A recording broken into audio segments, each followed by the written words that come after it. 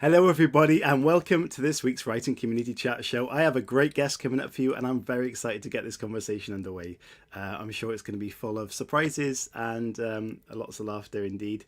It is the week of the crazy Facebook scandal. I say scandal. It's not really a scandal, but it definitely is something that affected many of millions of people and cost Facebook, Mr. Zuckerberg, lots of millions of pounds in advertising alone. And I'm sure pretty much a lot of you realise you actually have to speak to people in the house once that happened, or use a text or a phone like old days.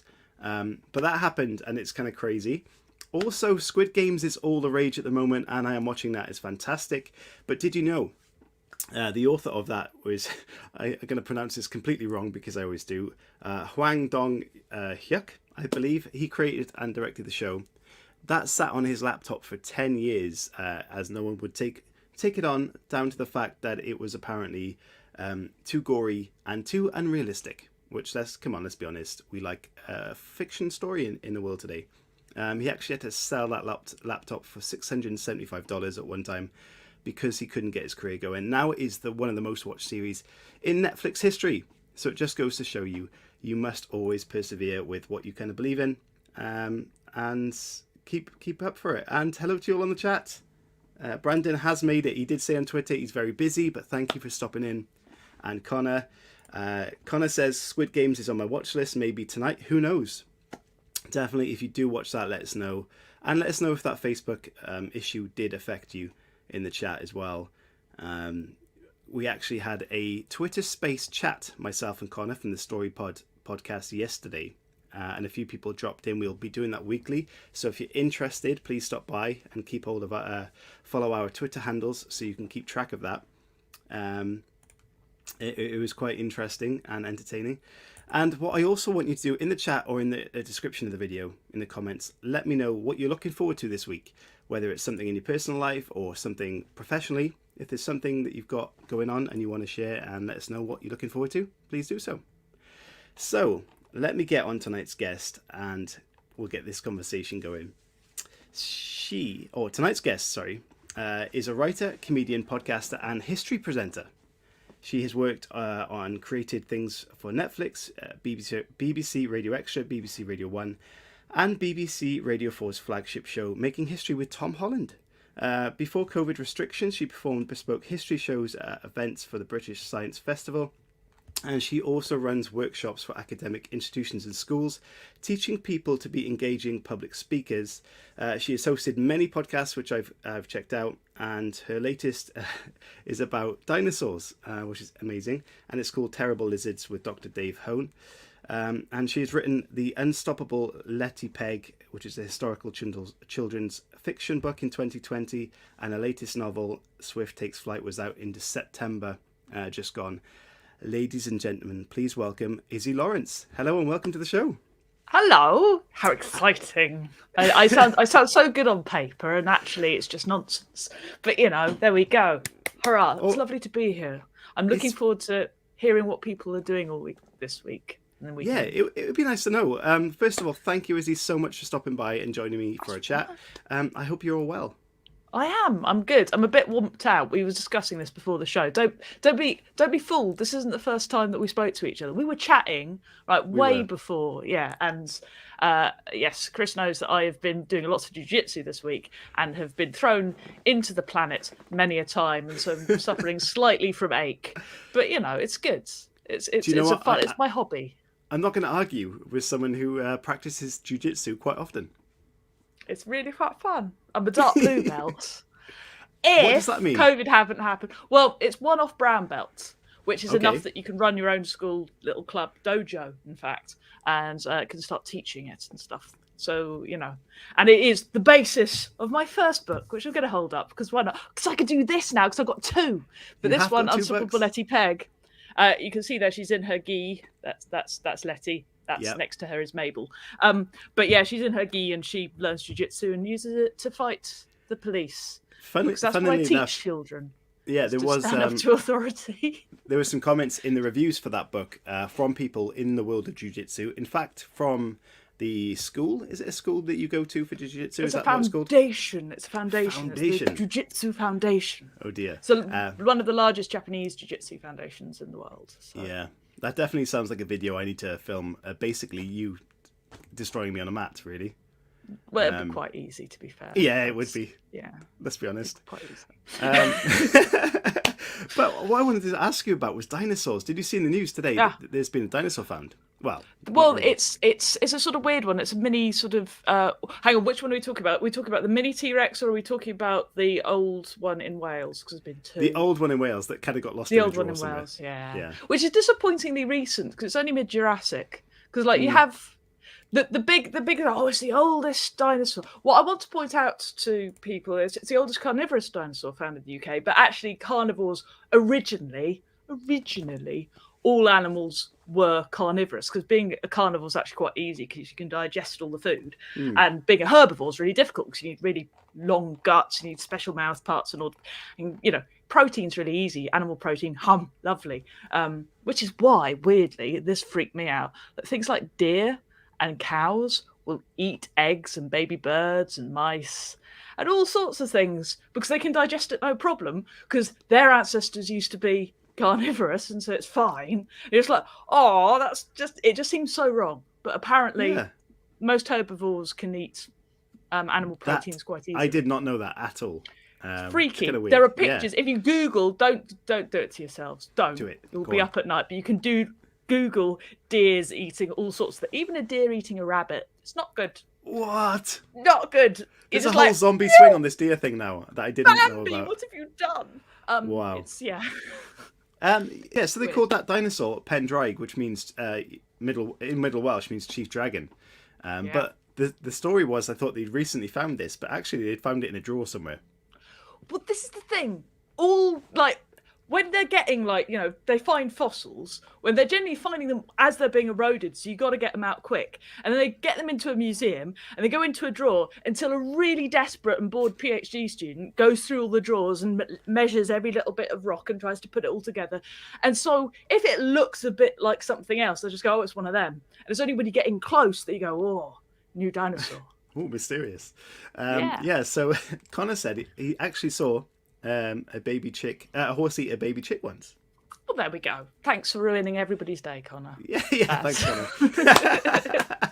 Oh, brilliant. No, but it is true. It's one of these weird, because we have weird notions about the animal kingdom. This is why I quite like terrible lizards. I think it's over there. I've got a little sign saying terrible lizard. I can't work. It's backwards and back to front. I'm mirror imaging myself. Anyway, but it's one of these things because Dr. Dave Hone, he's a paleontologist, but his background isn't in geology, it's in zoology. So he comes at dinosaurs from a very a modern animal perspective. So he compares a lot with modern animals and how dinosaurs were and still are. Because that's another thing about dinosaurs. They're still here. They survived the KT extinction. They are all birds. They are dinosaurs. It freaks people out. Young kids are fine with this because they know that birds are dinosaurs. They get told this. Millennials, you say birds are dinosaurs, and they go, no, they're descended from dinosaurs, but they're not actually dinosaurs. They're descended, no, they're actual dinosaurs. They were around longer with the other dinosaurs than they have been with us. They've got 100 million years with the dinosaurs as birds. Hey, and then now they're dinosaurs. Pterosaurs, the big flappy ones, not dinosaurs. Wood pigeons, dinosaurs. They are terrifying. Yeah. Definitely. I don't know how to pronounce that. Kjell? Bambi vs. Godzilla. That's Kjell. Is fun. Yeah. Kjell, thank you. Yeah. Yes, that sounds like a great film. That should definitely be written. Izzy, let's talk a little bit then about kind of how you've got to writing, because there is a lot on your resume in terms of being a comedian, being a podcaster, historian, public speaker, all of these kind of amazing things. Where did your kind of career in all of these things where did they spring from? That's what the word I'm looking for. Well, when I was a kid, before I could write, I was making books by getting a big bit of paper, cutting it up, making a little book, putting a staple through it and drawing the lines in it. So I was always into books and I was always into reading as a rule. So don't be fooled by all of the comedy nonsense and everything else. I've always been tip-tapping stories all the time. It just so happens that I have a very stupid career. So I started stand-up comedy just before university, at university, and I wasn't very good, but that didn't seem to matter. I carried on anyway. And I really got into doing specialized comedy. So I'd write shows which were mainly about history, because I was really into history and I really enjoyed it, and I wanted to share what I learned whilst making it funny and silly and blah, blah, blah. So I started a podcast called the Z-List Dead List. And the Z-List Dead List got quite popular for a bit, back in the good old days where you could have a popular podcast without a massive famous name. So that did really well. And it just so happened that a few people who listened to it and enjoyed it happened to be really useful. So one of them worked for the British Museum and said, do you want to put because I did it as a live show, do you want to put this show on at the British Museum? Yeah. So then from that, I started doing the British Museum Membercast, which is another podcast thing. And of course, because the British Museum Membercast, is a big deal, Radio 4 sort of, and they started using me as a little history reporter person. And then they got me on to host a flagship history show with my B in history at A level, which I acknowledged and I told them about. And they were like, no, it's great. Because the thing is, I love history and I read a lot about it. So I know a lot about it, but I'm a super fan rather than a historian. They often put historian because they go, we write books which contain history, which is well researched. I'm just like, yeah, but anyway, so I basically, from there, this is how I got my book, right? I should also mention, I also did a diploma in creative writing at Oxford University because it was cheap. It was a really hard course to get onto, but I had a look at the masters and the diploma, and they were taught by the same people. Okay. Taught by the same people, and the diploma was a lot easier. So I went, I'll go for that. And it was a lot cheaper as well. So it was something I thought, I don't actually have to take a loan out to do this. I can carry on my day job and do stand up. Everything will be fine. So I did do that. And that was really useful. It's sort of like making me think about plot, all of that. So it's not like I came to it completely blank, but I did get, a thing I made, strangely enough, about the jiu-jitsu suffragettes. Was made pick of the week because I basically invited a historian down to my dojo and I whooped her into the floor a lot of times. And Radio 4 listeners like that, like to hear people being beaten up because they're quite simple, really. So that got made pick of the week. And I went, oh my God, the bit I made was made pick of the week on Twitter. And this lady who's called Hannah, the editor on Twitter, she basically just went, oh, and she replied, oh, that would make a great kids' book, Jiu-Jitsu Suffragettes. And I immediately replied, yes, it would. Thank you. Yes, it really would. And that's how it all got started. And it was a lot of me badgering her. And eventually she gave me a lovely book deal. Hence the Unstoppable Letty Pegg. That did quite well. Hence Billie Swift Takes Flight. And hopefully, touching wood, more. Definitely more. I think so. And looking at the reviews for both these books are fantastic. And I was so engaged in that conversation, I missed the video for the first part of the show. I need a slap. Oh, yeah. Definitely do. So I'm going to play that now just because it needs to be in there, surely. Oh, goodness. Yeah, why not? Okay.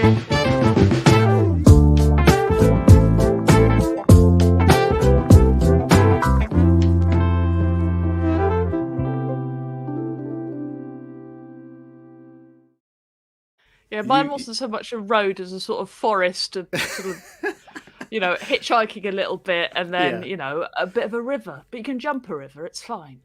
Well, it depends how big the river is. But you weren't witness to what I just got to see as a privileged green screen viewer. There was a lot of dancing from ISSZI during that promo video. Yes, there was. It's a good, getting into the mood of it. Definitely. It was a very jazzy. It is jazzy. From what looked a bit like the sort of start of a crime thing. It was very upbeat. I liked it. It's a bit strange, that one. All the little the stings on those videos, part 1, 2, and 3, are from back in the day when this was purely podcast audio-based, not visual. So it's a nice little nod to those days. So when you started your writing journey then, you had this amazing idea given to you on Twitter, and you thought, definitely, this ticks all the boxes, rings the right bells.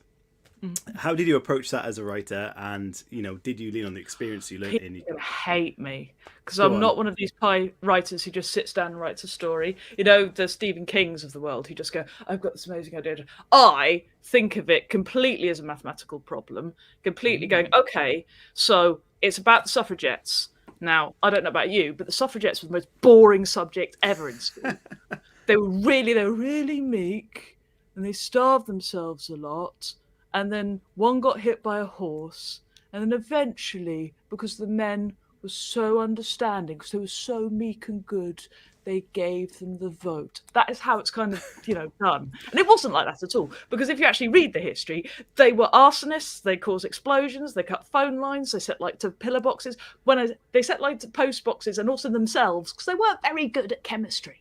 Anyway, they were absolutely nuts, these women. Like, even like the ones who weren't doing violence were sort of like, oh, we'll just hire a swimming pool for the day. That'll be great. We'll have a big thing so everybody can do their speeches on the diving board, and then they can just jump in, fully clothed. Wow. These are women in their 50s, and people are just like brilliant, and they're just chucking money in, and people are getting injured. It's and you have divers going down, getting the money out of the swimming pool. This is the sort of stuff they were doing at the turn of the century, and they were nuts. And I was like, okay, that is quite interesting. So how do I make children care about that, and also women getting the vote? Because why would you've got to basically, if you're writing a kid's book, it's kind of good to have a kid in it, I'd say. So I thought I'll have a kid as my central character, and she's going to learn jiu-jitsu with the suffragettes, because that's what they had. A little woman called Edith Garrod who trained the suffragette bodyguard to protect Emmeline Pankhurst from being arrested by the nasty policemen, who were very nasty indeed. So it was all there. So I basically had to go, how do I make this kid care about this? Because honestly, I barely care about it, and I have the right to vote. So why would an 11-year-old girl in Edwardian care? Well, what if her mum's a suffragette? That would make that kind of investment in it. But what if her dad is a policeman? Wow. And from there, you have the internal conflict, and then it matters to her for a personal reason rather than just a general, oh, right on. Because, the right on brigade aren't really around at the moment. You've got the women who want the right to vote, but even them, they don't really want women to have the right to vote. They want posh women to have the right to vote, and they're not so bothered about working class men. And you're just like, when you read about it, you're just like, okay, fine. It's not as so. What's great is I get to sort of like really examine that and sort of point out the hypocrisy, the racism, all of that sort of thing, and make it clear that this is a weird world. But that's how I kind of approach it. I go, what is the thing that I want to really get across, and how do I make my main character personify that drama as much as possible? And then, of course, she needs an antagonist, and then she needs, and all of this sort of builds up. And then it's a matter of switching the blocks around, working out what needs to come first in order for it all to make sense. And there you go. Story. It sounds like an amazing process, but I am in one of those pantser people that just kind of throw the story out there. But for someone like yourself, who's very mathematical in your process, like you said. Well, you're all right, because you don't write historical fiction, do you? No, but this is what my point is. Historical fiction, things happen at certain times. And you've got to make sure your character's in the right place at those times. What's she doing there? Exactly. And you have to give that as a really good reason why she's there. And therefore, you have to kind of work from what you've got. It's not like, you never get the blank page. You never get, that whole procrastination, like writer's block thing. Because there's always tons more research you can do. Yeah. So it's completely different to writing just make a story about flying saucers. Okay, it's different. Things have to happen by then at that time. It's a nightmare. But my question would be how do you put in important situations and deal with important issues like suffragettes into a book that's aimed towards the elder kind of children group? We see, the thing is, I don't write for kids. I write for adults. So just take all the sex out. Yeah, I literally do. I don't include big words, mainly because I don't like big words. And if I was writing an adult book, I'd include 2 or 3 plots. I'm just doing the one main plot. You've got your main plot going on. There's a few little subplots in there, but they're not big. They're not too complicated, and therefore that's what makes it a kid's book. No sex, one big main plot that's kind of really exciting, lots of action. That's what I go for. Brilliant. Connor says, again, children like to read about different age characters depending on their own age. 7-year-olds want to read about 7-year-olds, and 10-year-olds like to read about 12+-ish. Do you agree with that? Yeah, I think it depends though, because I've been really surprised because there's been 8-year-olds that my latest book, Billie Swift, who've read my book faster than my own mother has. Wow. So, and that I think it depends on the child a lot. There is a sort of thing in children's fiction which is, right, have a boy as the main character because boys don't like reading about girls. It's not true if you put a lot of action in your opening chapter. Like this one, we've got a Spitfire crash in the opening chapter. Turns out boys quite like it and they get into it. It's quite fun. So as long as you really sort of, hype up the interest, you'll get the boys. And as for the different ages, I don't know if it's entirely true. I do think as you get older, you kind of want to find out about what's happening next. There's kind of like, particularly when you get the age when you're starting to go to secondary school, it's something of what's going to happen. It's a big moment of change. And so kids want to kind of prepare themselves for that a bit by reading about other stories. Whereas 7-year-olds really, life as a 7-year-old's rubbish because you're basically told what to do pretty much all the time. And so anytime you see another 7-year-old who's having an inch of freedom, you're just like, yes, I want to read about that. I want to read about when all the grown-ups die. That is kind of what they like. I mean, in my experience of speaking to the short people. The little people. But when you look at the kind of series, like I mentioned, the Squid Games and Game of Thrones, things like that, all of the major series at the moment, and when you look at TV programs, everyone does die. I mean, is that something that we all kind of want to see? What's that about? Well, I think it's something that, it's really weird because in our society, like the Victorian society is always like, we don't talk about sex, we don't talk about romance very much at all. It's all very business transaction. Oh, he's got pretty eyes. That's kind of as far as it goes. And now we're just like, we don't talk about death. They show a lot of violence, but we don't talk about the actual ramifications of what death is at all. So we're kind of desperate. Because we all are mortal and we're all terribly interested and terribly afraid and all of these things. So we love to explore that through fiction because it's not real and it's fine. It's not reality. We can explore death in a way that's safe. Yeah. And you can do that with historical fiction, of course, because they're already dead because it happened a long time ago. And that's how we sort of cope with it, I think. So fiction is very useful. Storytelling is really helpful for trying to process stuff that's really hard to process and very important for kids for that reason as well. It really is. I mean, if someone is looking to get into historical fiction for the first time, because it is fascinating and there are so many avenues you can pull from and stories, probably if you look it up in your local areas, stories that you could turn into something that's fantastic. If someone is looking at that for the first time, what advice would you give them as how to approach that? Just to find out where the information, what to look for. Well, I mean, really, that's a hard question to do because it really depends on the situation of the thing. I mean, what if they've walked into a museum and seen a fish hook and gone, oh, maybe this fish hook was from a place and finding out all about that. Because you've basically got two options. Either you already know the subject intensely and you want to create a story out of it, in which case you have got to take out half of your ideas, put them to the side and think, these things nobody will know about but me. I will save it for the book tour. And I will just focus on here and keep the story to the story. Hilary Mantel's a little bit guilty of that. She's just like, I can cram this in. This little detail about this type of pie that's being made for no reason. Cromwell's deciding to eat that. Why? Sneak that in. Hence, her books are this thick. But, I love them. But, that's the danger when you know everything about a subject and you want to write a story about it. It's very difficult to see the story.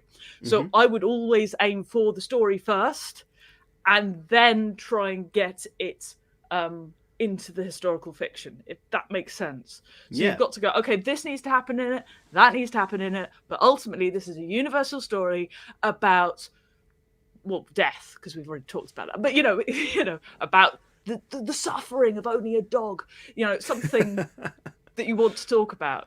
It's always a dog because people don't like cats being injured, right? Yeah, in a book or a story or anything. Well, I mean, Billie Swift, the main like there is a subplot in this, and it involves a chicken called Susan, which, if I took of it from a very literary point of view and we were analysing the text, this is all about a girl who wants to fly, and her favourite animal is a chicken called Susan. I mean, chickens can't fly, you see. Well, I also love the fact it's called Susan. Yeah, well, exactly. I mean, it has to be called Susan. It's a perfect chicken name, right? Exactly, and she looks like a Susan, so it makes sense. But yeah, so that's it's really hard unless because basically what drags you into a story is either some people, they just have this scene in their head and they think, oh my god, I've got to write that. And And then they got to go, okay, I've got to put that into context of a story. Oh, I see where this is going now. Oh, it's gone in a different direction. This is brilliant, right? Other people go, okay, I want to write, like me, I want to write a story that celebrates the women of the ATA who were flying Spitfires in the Second World War and also dying a lot because they did it without radio. And they did it, you know, when it was foggy and they didn't have proper maps. They only had Ordnance Survey maps. And if they left when it got dark, they would die. You know, amazing stories. And you're like, how do I make people care about this and bring it down to a level where people can get really emotionally involved? And that's bringing it down to the single story level. So I do it that way, and lots of people do it that way. Does that make sense? It does. It really does. You're saying that, Chris, and just no, I do. I agree. Let the crazy lady wave her hand. Not at all. What I was going to mention about historical fiction, though, is you kind of mentioned. Can I just say something very quick? Linda, Peggy is an excellent name for a chicken. Just want to say that it's a good name. I missed that anyway, in the chat. There was. Yeah, it's good. Yeah, you mentioned the fishhook, right? And I think that kind of brings a point up that historical fiction can be either really quite well and accurate, or it can be very loose. How loose can you be with historical fiction? Have you got a gauge on this? Okay, well, this is the thing. It gets looser the closer to the end of the book. At the beginning, when I started writing the Unstoppable Letty Pegg, I wrote a bit where she gets thrown by another, you know, she gets saved effectively and thrown into a dust cart, because I thought it'd be covered, she'd be able to hide amongst all the horse manure, because obviously there's horse manure, that's what the dust cart had in it. That'd be amazing. And I was so happy with this, and I thought I'm just gonna check something, and I looked it up, and I thought, well, it's not in there. So I went down to a museum and I had a look, and covered dust carts weren't invented until 9 years after my book was set. Oh, so I took that out. On the other hand, there are plenty of stupid errors. In this, it's so annoying. In this, obviously, Billie Swift Takes Flight happened in 1942. There are no ejector seats in 1942. You bail out of a plane. Guess who uses the word eject about 3 times in this book? Because I meant bail out. I meant bail out. I know ejector seats don't. Oh, I hate my life. But they're full of mistakes. It's so Isn't that annoying. amazing, though, the idea of bailing out of a plane? Oh, yeah, no, they have to. Yeah. Because basically it's much more expensive to train a pilot than it is to keep an aircraft going. And remember, these aircraft that they're flying from, like, the airfields back to the factories to get repaired. And some of them, it's their last flight. They're going to be scrapped. So they're literally falling apart as you fly them. You don't know your airspeed. You're going to have to land this thing. And then suddenly both engines stop working. Or if you're Diana Walker, the entire bottom of your Typhoon just rips off and you can see the ground beneath your legs. So, of course, you either try and land it or you jettison it and bail out and hope that you hit land. I did actually start listening to that episode with her talking about her flying and how connected she is to the plane and the people were at the times. It must have been absolutely horrendous to be in that scenario. Like you said, out of contact as well, and just left to your own devices and try and survive. You are literally, and Diana would do it while still hungover from her partying the night before, and she was like 21, and just just going to fly the Spitfire up to Liverpool, and then grab another plane, fly over to Birmingham, and then fly home and see Daddy. You know, she's amazing. It is amazing. Do you know what? I'll leave a link in that somewhere for you guys to check out, because it is brilliant. Yeah, but it's the Z-List Deadlist podcast, so zlistdeadlist.com and Z-List Deadlist for the Z-List. I don't imagine you have many Americans on here, but Z-List Deadlist. We do. Yes. Weirdly, this podcast has like 53% listeners from America somehow. Oh, well, there we go. It's got an American in it as well, Nancy. Yes. She's from Tennessee.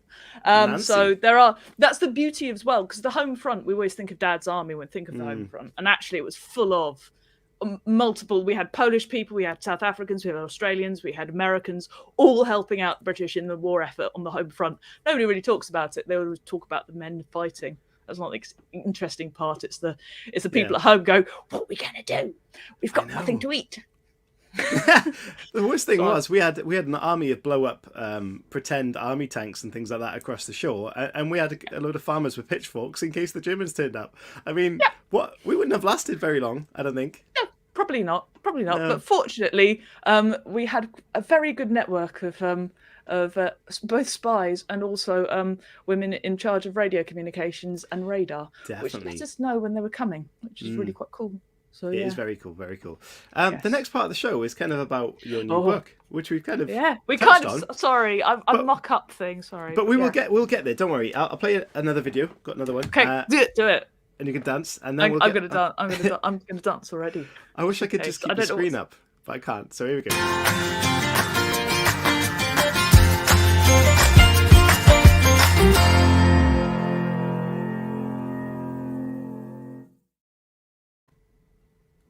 What's the story? Izzy, what's the story? Story about a little girl called Billy who sees a Spitfire crash, and she gets all like, basically she feels really guilty because she doesn't go down and help, and so she wants to know what happens to the pilot. And of course, at wartime, you don't talk about anything that's going on, in case somebody's listening, spies everywhere. So she's like, I'm going to find out for myself, and she goes down to the airfield. And because she is 12 years old and she is quite mature, she's tall for a 12-year-old, and she's kind of awkward, and she also dresses up as her brother in his sort of like uniform, that's the thing, because her brother's a POW, so he's a prisoner of war overseas. And so she's sort of like, and they kind of mistake her for a cadet. Okay. And she goes there at exactly the same time when the First Lady is visiting White Waltham, just down the road from me in Maidenhead. And she's there. And I've actually got her speech in the book. It is historically accurate to the word. But not historically accurate is when she bumps into Billie Swift. And from that, the people at the ATA are they've sort of built her up and sort of like, well, you're training with us now, aren't you? And this is what happens, how the story starts. And of course, somebody in the ATA is not the Air Transport Auxiliary, that's what the ATA is maybe a bit suspicious. And she gets a bit of something's going on here. And then she investigates that. At the same time, her chicken Susan is not laying eggs, so she's trying to stop her mum from eating her. It sounds like an amazing adventure. It's really fun. It's really... Also, here's just for you guys, right? Get this. Towards the end, there's really dramatic bit at the end. All the crashes and all this, like, hostage... Well, not hostages, but all this, like sneaking into planes and that sort of thing. All of that actually happened to other people, really. And so it's all quite, like, literally, you can do everything she does in the book, you can actually do in reality if you're in 1942. And, and there's some bombers. Anyway, so, but the actual ending, the big sort of like, whoa, this is all, like, and all of that. I had COVID when I wrote that, and I had a massive fever, so it's all pretty much a fever dream. I was out of my mind, and it produced amazing quality. Lem sip and just like, this is amazing. So. Well, looking at one of the quotes from the review on that book, it says, "The Unstoppable Letty Pegg. This was a superbly researched and historically accurate, fascinating page-turner of a read." That's my earlier one. But no COVID helped in this one. COVID helped. But both of them are related to being historically accurate. Yeah. And again, we mentioned that, but it is a process that must be learned, despite the fact that you are very much into that history anyway. What kind of process or steps did you take to make sure you were looking down the right path in terms of historical accuracy? Well, I try and be as honest as possible about it. Well, this is a nice little thing. In this book, the baddie, the big baddie of it, is a man called Winston Churchill. And in this book, he's a goodie because time changes things. Okay. That's the thing, because he's Home Secretary at this time, and he sets the police on the Suffragettes and really makes the police lives an absolute nightmare as well, because he was a bad Home Secretary. Very useful come wartime. Yeah. Good in wartime. Bad as Home Secretary. Good. So you can teach kids that people have their uses. But yeah, no, it's all about... So for this, I go to museums, I see actual objects. When she goes roller skating, I look to see how the roller skates are made. So I know that they clank. I know that they're heavy. I know what type of... you have to go, okay, where would she have kept the milk? In a flat in London in 1911? Where would that be? Would it be in the... So it's things like that. And you don't have to include everything. I mean, the amount of stuff I cut, just going, why am I talking about this, Izzy? It's just because you saw a thing and it's gone in there. But if a little bits of realism and bits that stand out to you as like really odd, like what's it called? Is it called glass water? In Billie Swift Takes Flight, like the way you preserve chicken eggs is they gave you glass water, which is where you submerge eggs in this sort of weird solution, which you're just reading, you just go, what is this? So, there's bits of that in here, but it doesn't, they add an element. So it might be a reason for somebody to be somewhere becomes a historical reason, but it isn't the story. So the plot has to include all the nice little blocks and all the interesting and all. That's quite a nice little fact. I didn't know that. But the story is still little kid wants to fit in, is worried about her friends, usually. Or little kid really angry, wants to sort out the world, or, wants to bring her parents back together, or whatever it is. That's the story which drives. And the plot is like the really nice clothing. So, of the story, which is the person underneath. And you've got to kind of be really cruel with yourself and your research. But, yeah. Yeah, no, Brandon has said in the thing, he's just gone, I'd love to look at your search history. Lol, seriously. At the moment, this afternoon, my search history was, what is it like? How close to a cannon can you be before you get burned? That's literally what I've been looking up. It's like, how big, how noisy are cannons?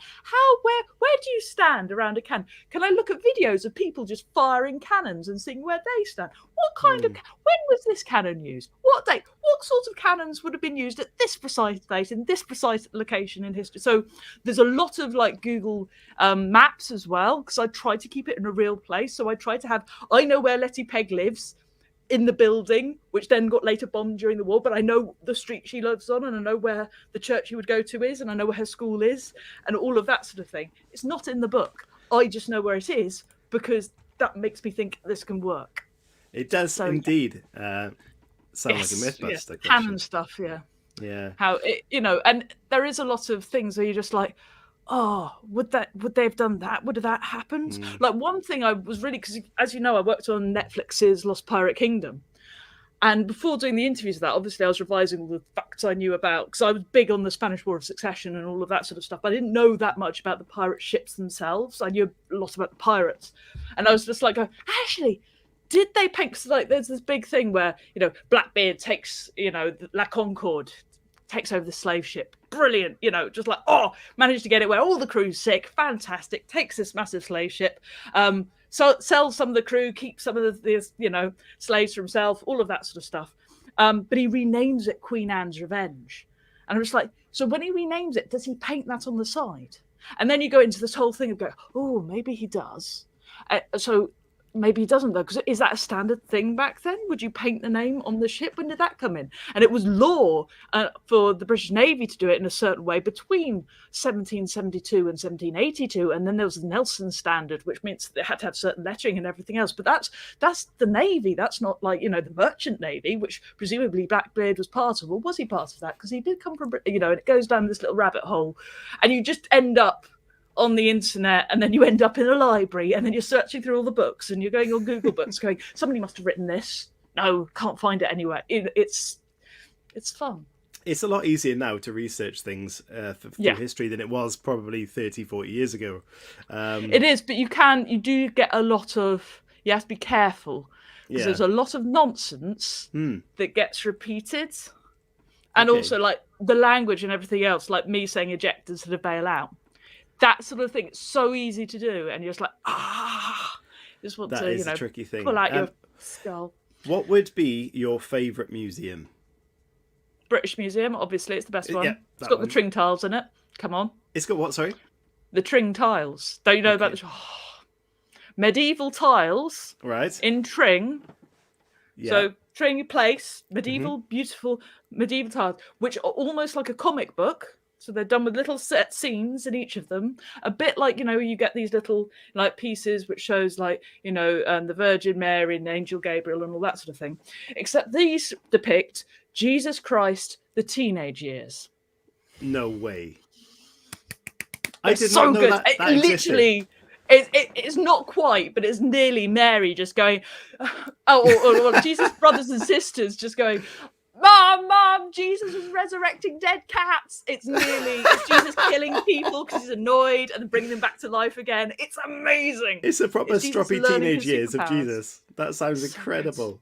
It's so good because it's before Jesus kind of calmed down and became holy. He was just like Yeah, angry teenage Jesus. Yeah. And the Tring tiles are amazing. So that is why is British fantastic. Museum, just for them.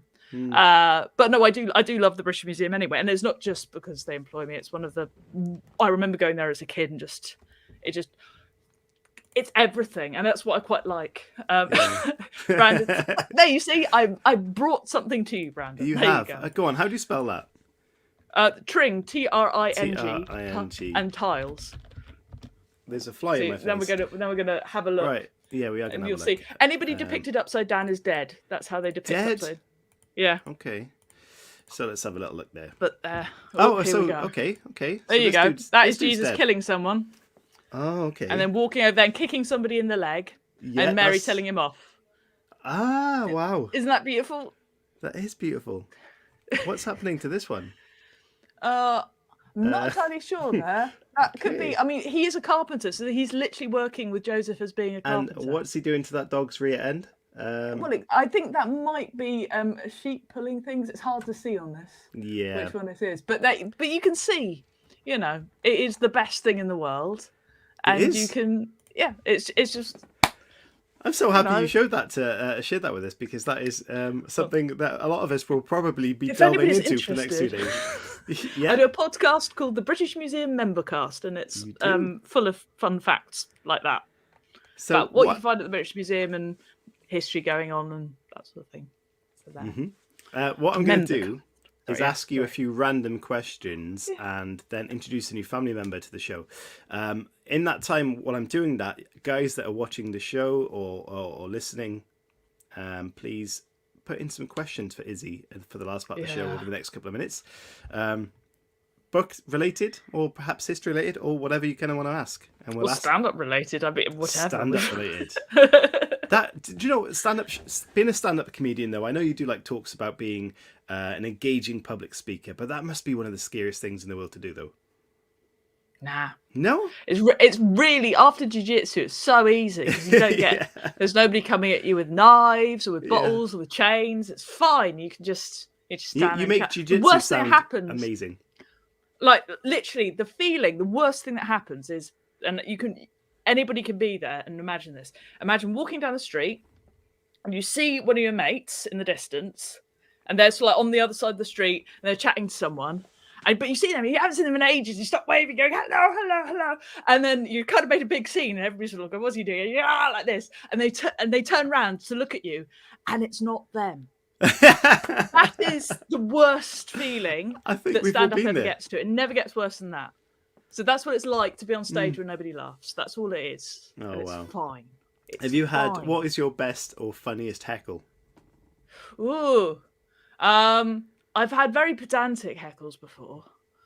So I've had arguments recently with people about the whole birds and dinosaurs thing. Yeah. Because they're convinced that because the ornithischians have got ornithologists in the title, therefore it must be the bird side of things, and it's not. It's the saurischans and the theropods which have got the birds in, which is a different side of things, because paleontologists are evil. So I get lots of fact-based ones which aren't very funny. But generally heckles are never particularly like, hey. Yeah. And they're very of the moment as well. So it's sort of saying, well, is this guy who just went red chicken? That doesn't really. No. I heard quite a fun dad joke earlier. Oh dear. Yeah. Okay. Watch out, everyone. I went to play golf with my dad. He fell on top of me. I was under par. Yeah, it's terrible. That's what we call a pun. A pun? The word par. Yeah, it's a pun, like golf and dad. Yeah, it's terrible, isn't it? Oh, okay. It's very good. I liked it. That's sort of like, it's like, yeah, that's all right. Because the amount of times you get, and it wouldn't be you, Chris, but the amount of times you get, I know a really good joke, and it turns out to be either really racist or misogynist, and you're like, please don't. Do you know and what? Then you have to do the thing. Yeah. If I hadn't have heard that about an hour ago, I would not have remembered it, because I don't remember jokes ever. I don't either, unless you're on stage. There's something about the human brain where you remember when it's important. So you'll find your memory really improves when you're up in front of 300 people and just going, and here's a joke that I wrote this morning and it's really good. And you have that sort of emergency thing kicking in just to go, oh, I can survive this. This is fine. I remember everything. But occasionally I have had it where you just go, what is my opening line? Oh, Yeah. damn. Yeah. I was reading a Billy Connolly book, and what I was amazed at is how he just approaches the stage basically without preparing for it, because he goes off memory and triggering those other memories that make him laugh so much, which blew my mind because he tells so many great stories. Do you think he would have planned them ahead of time? But apparently not. I think, well, it's that thing of, I don't think he knows where he's going. Mm-hmm. I don't think he knows it word for word, but he's got a chain in his head. Even Yeah. like if you look at somebody like Jimmy Carr, he'll put blocks of jokes in. So he'll have, okay, I've got these 5 puns and I've got these 5 puns. I might switch them around, but those 5 puns go in that order, because it's all about, because all the joke is, it's the ultimate storytelling, and it's usually the bit of the story you leave it at the climax and you don't reveal the ending of the story. There's no tying it up. It's always like, that's the reaction that people go for. But it really is very good for you if you're into poetry. Start writing jokes, because any extra word comes out of that, and it's all about the rhythm. You can, unless you hit the right beat of it, you're not going to get the laugh, or not get as big a laugh. There's a few jokes that I have which are throwaway lines, which if I know if I rework them, I could get to be big boom enders. But the subtleties of the entire story, you want them as throwaways. You want to keep you entertained, but listen to the next bit of the story, because then I can really hit you with this bit. And that's probably why I approach storytelling in that quite clunky way and go, that scene has to go before this scene has to go before this scene, because it's important for the whole thing to work. And I quite like that. Okay. And I quite like looking at motivations and characters and that sort of stuff. Definitely. But yes. Okay, right. I don't repeat Brandon's joke. Brandon, you're a bad No, man. I was going to ask you to rate that, but I thought, no, we'll move on, because we're going to push your time. It's a very good. It is good. So what we're going to do is introduce a new family member. This flight is doing. And what that means is someone who follows the show on Twitter recently, who may need a bit of a following themselves. We give them a shout out. But what we do is we let the guest, aka you, ISSZI, pick a GIF. Do you know what a GIF is? Some people call it a GIF. But I'm not those sure people are weird. I bet there's a lot of people who listen to this show that call a niche a niche because they're weird. That is a very weird word to be saying. I don't understand it either way. But so the new family member is, I'll play a little video, introduce them. While that video is being introduced, have a little think what type of GIF we can send this person. And it can be any topic you like. The audience will send that person a GIF and welcome them to the family with that GIF. So here's the Writing Community new family member video.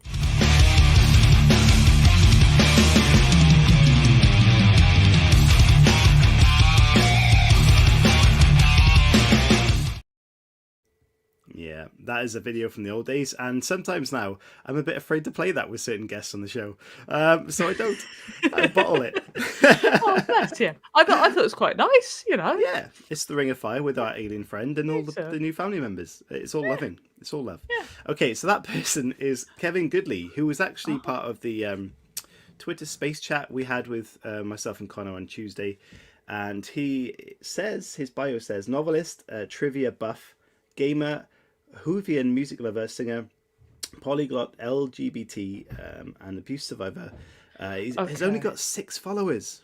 I'd say there 6. Must be a really good Peter Capaldi Whovian type GIF. Or better still, my favourite Who is Christopher Eccleston. So if you can find Christopher Eccleston gurning, that would be an amazing GIF to send him. Just randomly. Hopefully he's not watching this and forgot all about it.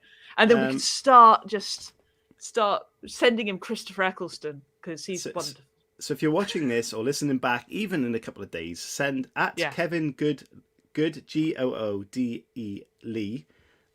Send him a GIF of Mr. Eggleston gurning if possible, and welcome him to the show. I don't know if there are pictures of Christopher Eccleston not gurning. He either looks really frightening and angry, or he looks goofy and we want goofy. Goofy Eccleston. Goofy Eccleston. Okay, so a couple of questions while people are doing that, and then we'll get their questions in. I asked everyone at the start of the show what they're looking forward to at the moment, what's going on in their lives. ISSZI, what are you looking forward to at the moment? Oh, well, I've got a gig tomorrow in Oxford, which will be the first in a week because I haven't Yes. been doing much stand-up, which will be very exciting. I've got a lot more jiu-jitsu. So, like, like I said, I'm very excited. We're back at jiu-jitsu, and so I'm being womped a lot. That is mainly I do what's going love the on. womped expression. It's a new one for me. It's WHUMPED, womped. It's like, Is it a technical jiu-jitsu term? Definitely no. No? It's literally just the feeling of, seeing the ground coming towards you, flipping over, and then hitting it. It's that. Okay. It's quite good. If you hit the ground fast enough, you bounce a little bit, and as they're going down to hit you like that, they'll stop before hitting your face usually. But if you're bouncing enough, you get it on the bounce. Anyway, Nice. That's violence. We're all authors and writers here. This is meant to be a cerebral This audience experience. loves violence. It's completely fine. I'm also really looking forward because we've just started the new series of Terrible Lizards, the podcast Terrible Lizards, and so I'm looking forward to the next episode coming out. Because we recorded it in the same place. Because the whole point of Terrible Lizards was me and Dave hadn't seen each other for like years, and we met up. And then it was like, we should do a podcast. And we're like, yeah, we don't have time for that. And then the world ended and we had all the time. So we started the Dinosaur podcast, which is why it happened. And ironically. Yeah, and this is the first episode where we're in the same room. Wow. And it's quite echoey, but still good. It is. Ironically started the podcast about the end of the species that have become extinct whilst the humans were on the way. But exactly. Finish exactly. It felt the right time. Exactly. That's the wump. The wump. But there we go. Oh, look, there's me, ISSZI Lawrence. Yes. Follow me too, please. Definitely. Okay. This is a big question. What does literary success look like for you? Well, I reckon if I can sell enough books that I don't have, I'm not reliant on other stuff. And I know that's that's just so financial. Yeah, it is. It's kind of financial. I mean, already I've kind of achieved what I wanted to achieve, which is I've had kids write to me and I've had mums sort of say, oh, actually, Billie, is Billie a bit... because Billie's neurodivergent, which I'd never say in the book. It's never explicitly said, but there's a lot of neurodivergent traits that Billie shows. And I've had the mothers of autistic children going, they love it, they recognize, they know. So that's really less because it's something which I thought, I'm not going to specify it because I don't want to offend anybody, but this is a lot of stuff which I recognize and I know in people as well. And so it's really nice that some children are identifying with that. So that's success, isn't it? When you matter to people. Definitely when you can enter their brains. I mean, it's that thing, though. When people say, oh, I'm reading your book and really liking it, I'm just like, you're in my brain last September. That's weird. That is a very strange way to think of it, but I love it. Yeah. Yeah, no, it's a lovely thing. So, no, but literary success literally is, if I don't have to grow up and get a real job, if I can keep my cats alive... That is a great answer, and what I'm going to do is play the final video of the show and ask you guys to send your questions into ISSZI and myself right now, and we will answer them straight after this, so please get them sent in.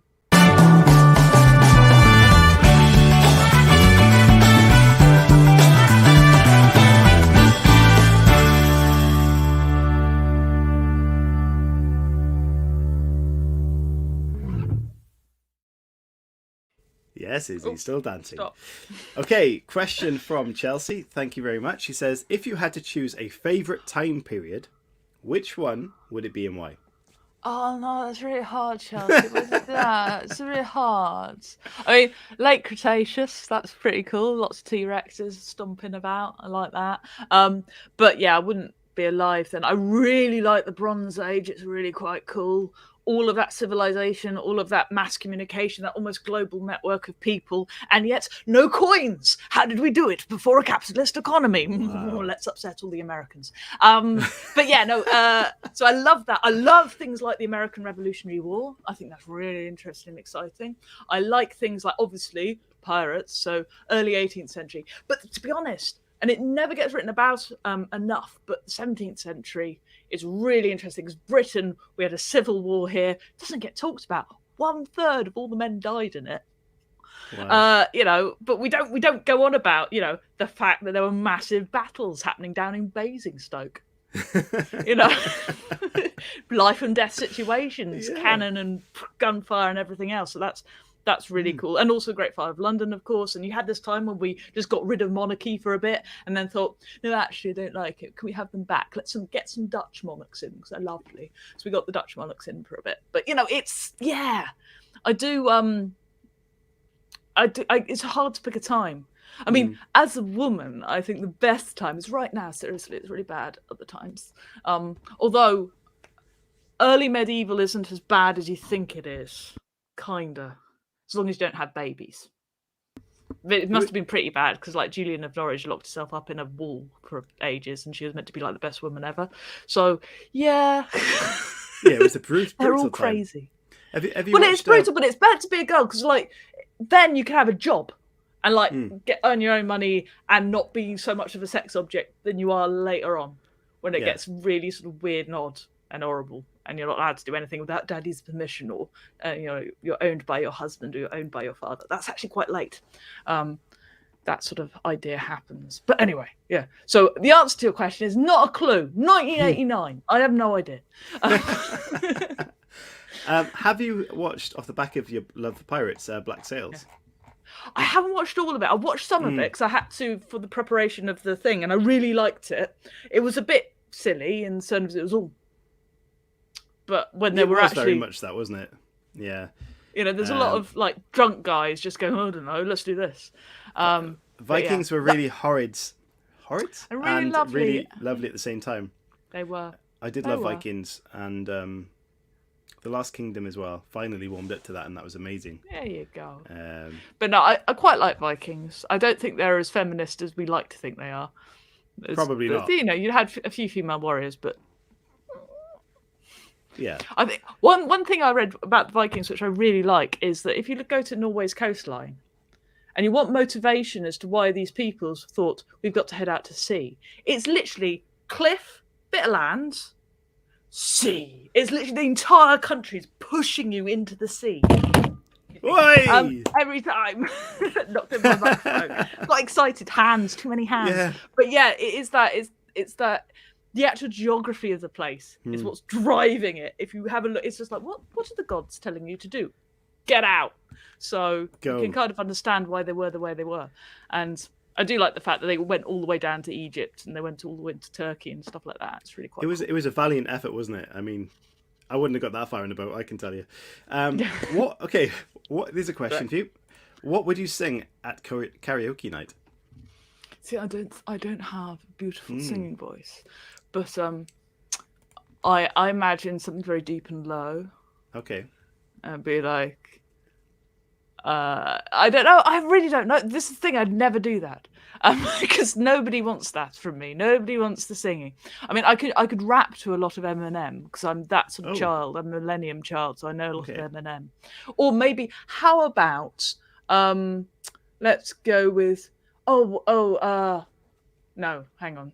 Sorry. You know when you've got an album cover in your head and the beginning of the song just going ding ding ding ding ding because it's Toxicity by. Oh my god! Deftones. No, System of a Down. There you go. I'll do that. The way you went ding ding ding ding ding ding ding sounded like dueling banjos for a second. It was like ding ding ding ding ding. Yeah. That's how it starts. I almost wanted you to play a game then and describe that cover, but I don't think that would have gone down very well.